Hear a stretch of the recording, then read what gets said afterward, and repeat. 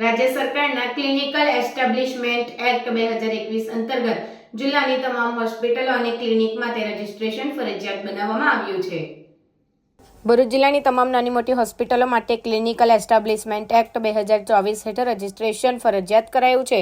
રાજ્ય સરકારના આદેશ અનુસાર તમામ હોસ્પિટલે 12 માર્ચ 2025 સુધીમાં રજીસ્ટ્રેશન ફરજિયાત કરાવવું પડશે, જે બાદ 12 માર્ચ 2025 સુધીમાં હોસ્પિટલની અરજીના આધારે હોસ્પિટલની તપાસ કરાશે। અત્યાર સુધી રાજ્યમાં બોમ્બે નર્સિંગ એક્ટ મુજબ રજીસ્ટ્રેશન થયું હતું, પણ આ કાયદો 4 વર્ષ પહેલા નાબૂદ થયા બાદ ગુજરાતમાં ક્લિનિકલ એસ્ટાબ્લિશમેન્ટ એક્ટ લાગુ કરવામાં આવ્યો હતો, પરંતુ તે અંતર્ગત 50 બેડથી ઉપરની હોસ્પિટલનું જ રજીસ્ટ્રેશન કર્યું હતું। જોકે હવે સરકારે તમામ નાની મોટી હોસ્પિટલનું રજીસ્ટ્રેશન કરવા આદેશ આપ્યો છે।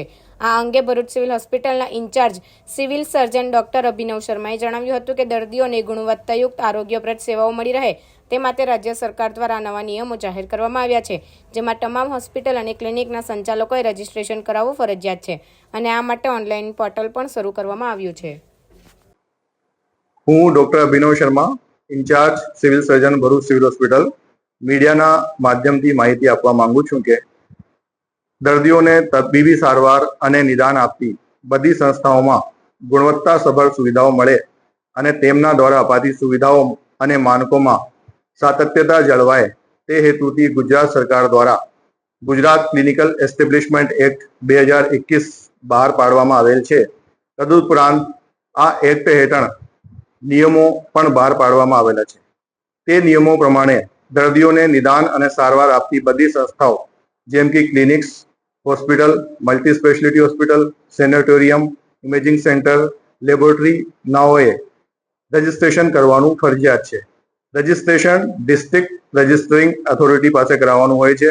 ગુજરાત સરકાર દ્વારા દરેક જિલ્લામાં ડિસ્ટ્રિક્ટ રજિસ્ટરિંગ ઓથોરિટી બનાવવામાં આવેલી છે, જેમાં નોડલ તરીકે ભરૂચમાં નોડલ ઓફિસર તરીકે સિવિલ સર્જનને નિયુક્ત કરેલા છે।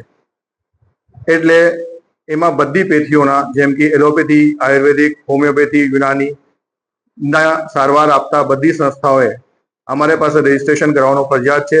રજીસ્ટ્રેશન માટે ઓનલાઈન પોર્ટલ ચાલુ કરેલું છે, જે ઓનલાઈન પોર્ટલ ક્લિનિકલ establishment.gipl.in તરીકે ઓળખાય છે।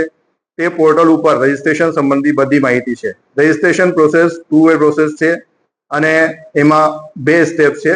સૌથી પહેલા બધાએ આપણી પ્રાથમિક માહિતી ભરીને પ્રોવિઝનલ રજીસ્ટ્રેશન લેવાનું રહેશે અને એના પછી 1 વર્ષ પછી અથવા તો જે ગાઈડલાઈન પ્રમાણે સુવિધાઓ પૂરી કરીને પરમાનન્ટ રજીસ્ટ્રેશન માટે અપ્લાય કરવાનું રહેશે।